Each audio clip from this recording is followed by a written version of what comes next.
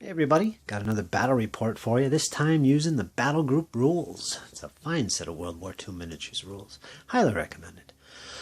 But anyway, in front of you, you can see the table layout I'm going to be using for this game. And incidentally, I should mention that this battle report is going to be more like a demo game, and I will be playing this solo.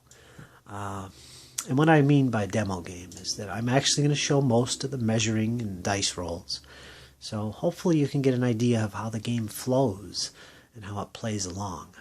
I also anticipate the game moving along quite quickly, being a smaller action. So I think I can video all that detail too for you. But anyway, it's going to be a 300-point battle. Both sides maxed at 300 points, which is a squad level action according to the Battlegroup rules. So I've set up a 4x4 table as the rules recommend for that size action. And if we look at the terrain, it's pretty much dominated by a little village, a little farm village. You can see some open fields there, and enclosed fields rather. Dirt road cutting right through the middle there. We've got a couple buildings which have been pulverized by some earlier fighting. And they have some smoke and flames going on in there, but that's just for looks. They're not actually on fire at the moment. But it looks good. Can't deny that. And we got some hills scattered around and a couple woods. Terrain effects on the game? Well, these ruins are going to be counted as difficult terrain that offer hard cover to troops in them. In addition, the woods are going to be difficult terrain and offer soft cover. All the hedges and little bushes and clumps of lichen laying around, they'll count as soft cover and are obstacles to movement, so they have to be crossed. And also, what else? There is a small stone wall stretching up there on the top, right up here. Now that's an obstacle, but it's going to be counted as hard cover. And that's pretty much it. The hills pretty much are open, except where you see little bushes and stuff. And of course, they'll block line of sight, as usual. But that's pretty much the layout for the battle. And again, it's a 4x4 spread here. The forces will be deploying on 2 of the 4 corners, opposite corners from each other. And the scenario to be played is the first one from the rule book, which is attack, counterattack. So we'll go into that later. I think the next step is to look at the forces that I got set up for this battle. Like I said, it's going to be 300 points. In addition, I'm not going to keep things a little simple, and I'm not going to use the artillery rules and off-board artillery and have a lot of explosions going on. So we're going to focus pretty much on the infantry and tanks and the troops on the ground and how they're going to engage each other in this upcoming battle. Okay, so let's take a look at the forces and see what we got. Take a quick look at the German forces here. It's about 298 points in total. So it's about 2 points shy of my 300-point max I set for this battle. Again, it's a panzer division. It's made up of 2 armored panzer grenadier squads, as you can see in the middle, made up of 3 separate teams. You've got the MG team here, which I upgraded to MG42. That's 3 guys. And of course the transport, which is a 251 half-track with MG, and a 5-man section, which are rifles. And I added an MG42 to those guys. I also upgraded 2 of the guys to Panzerfausts. And of course the squad sergeant has a submachine gun. And the second squad is basically actually the same composition of guys. Supporting them I have a Stug over there on the right, and over on the left I have 2 units of recon. Now this one here is a standard half-track 250 with an autocannon. This one here is a Panzer Grenadier Patrol, and it's got 4 guys in it, plus the half-track, and I did upgrade one of them with a Panzerfaust. So we got lots of anti-tank capability in this force here, as well as good support from the machine guns. And commanding this group is my forward headquarters, which I upgraded to a Panzer IV-H, as you can see here. So that's the headquarters for this little battle group. And that's the force. And again, there's no artillery support that I purchased for this. I'm not using that in this battle. No artillery off-board or otherwise. So all the points are spent right there in what you see. Okay, so it should be pretty useful in the battle. It's based on infantry. The tanks are providing support to those infantry. And hopefully the recon can move up quick early in the battle and grab some objectives. We'll see. And then fall back into a support role. So we'll see how well they do. So let's take a look at the Americans now. Here we have the American force spread out right in front of you. And this is about 291 points of troops. So they're about 9 points shy of 300. So a little bit smaller point-wise compared to the Germans. But it's basically made up of an armored division. And it includes these 3 tanks here, Sherman 75s, which are a platoon. I bought them as a platoon. So they have an extra officer included in their force, which is this tank here with the guy hanging out. Also supporting this group is an M10 Wolverine, which should come in handy, facing off against those German tanks. 2 recon elements. Right here we have an M20 utility vehicle, and we have a Jeep recon team, which is 3 guys in a Jeep, and they do have a 30 cal attached to that Jeep. So a lot of mobility and firepower there. The headquarters, of course, is right here. That's the forward headquarters. The senior officer, special rule, if you know the battle group rules. Allows them to make tactical coordination orders and things.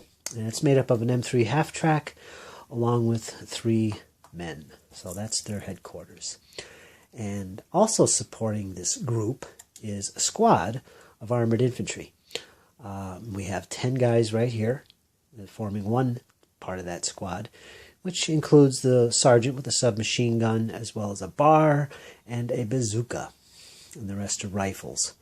Of course, we have their M3 half-track, and supporting that is a 3rd element of a 30 cal machine gun team, which is over here. So there you go. That's the American force, and again, no artillery. I'm not using that for this scenario, so all the points are tied up in what you see on the table. Okay, folks, so that's the Americans. Folks, we're ready to go. Let's get into this scenario. Now, it's the first one from the main rulebook, and it's called Attack Counterattack. A classic meeting engagement, basically. For what it represents, it's like one side has managed to break through the defenses of the opposing side. And what's going on here is the opposing side is trying to send in some troops to kind of prevent any further penetration, any further damage or movements into their rear zone. So that's basically what's going on. And we're going to make some die rolls for scouting to see which side is which. We'll get to that.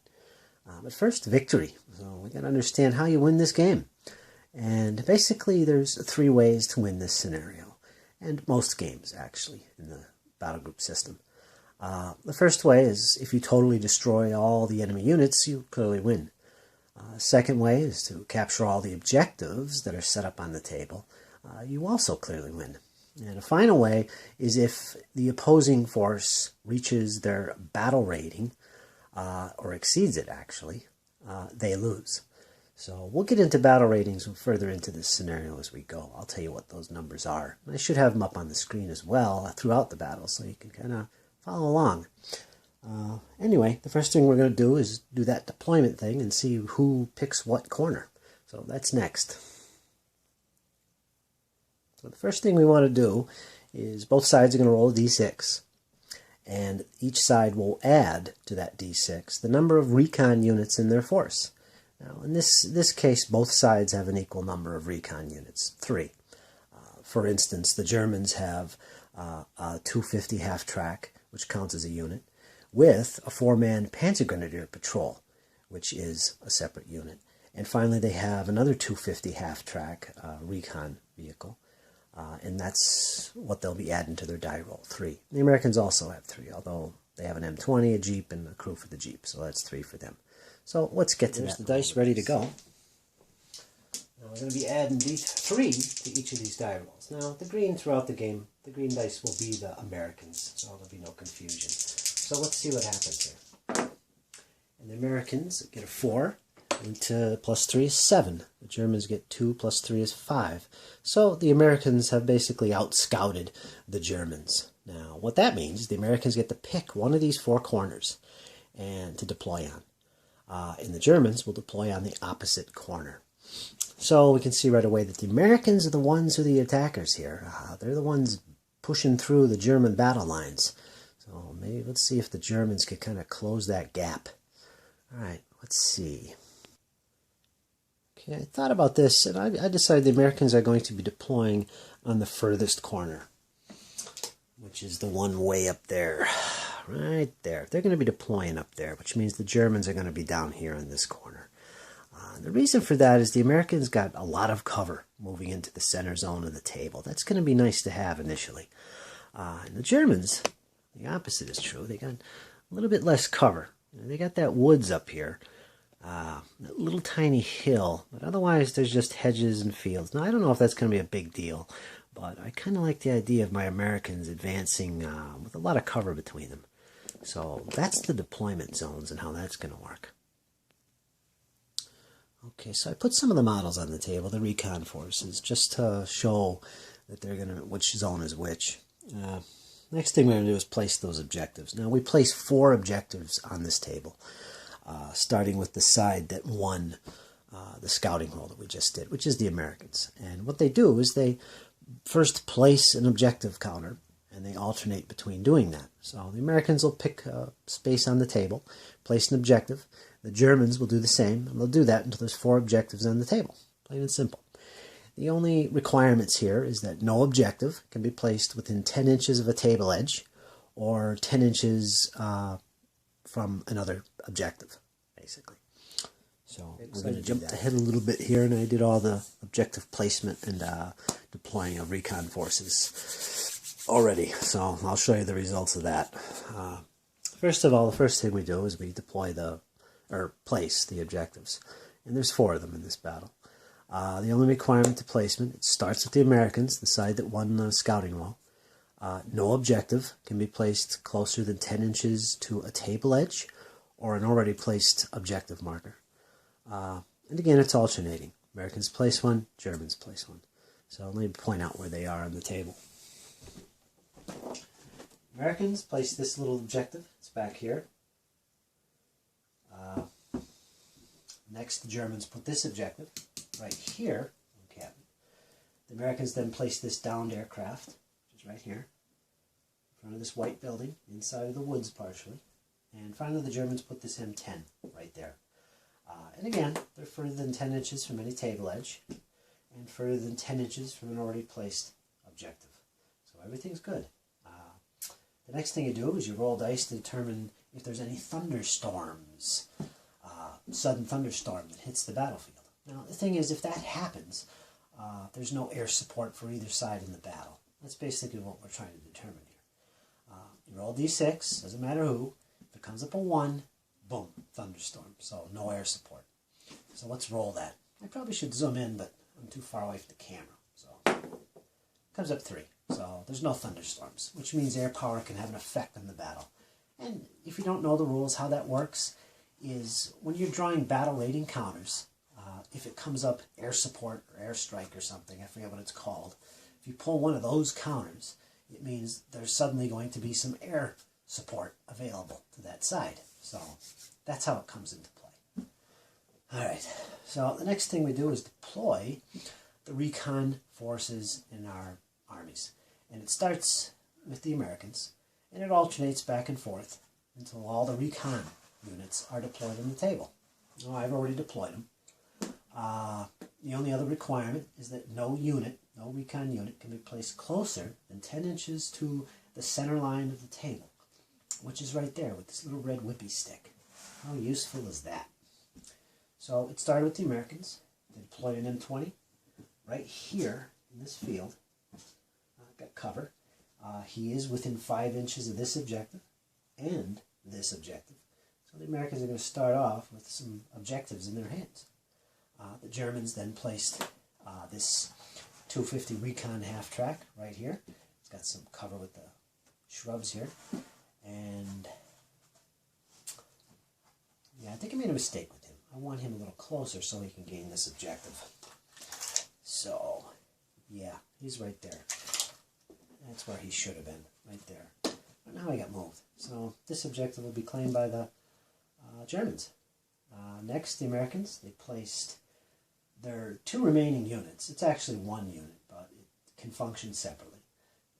It's basically their recon jeep with 3 main crew, and the crew are in the jeep. And I placed them all at once, all the way back here, kind of behind this house over here. I don't know what I'm going to do with them. Kind of thinking I'm going to do a little exploring on that side of the road. We'll see. And finally, the Germans placed the last 2 recon units. They placed this 4-man patrol of grenadiers up into this woods, claiming this objective. And then they placed the 250 half-track transport for this unit right behind it in the woods. So, yeah, there we go. All the objectives have been grabbed already, which I'll show you the effect of that in a bit. And that's it. That's deployment. And starting on turn 2, we will start bringing in the rest of the forces of both armies from their deployment edges, and I'll show you how that's done in turn 2. Right now we're all set up and ready to jump right into turn 1 and see what happens.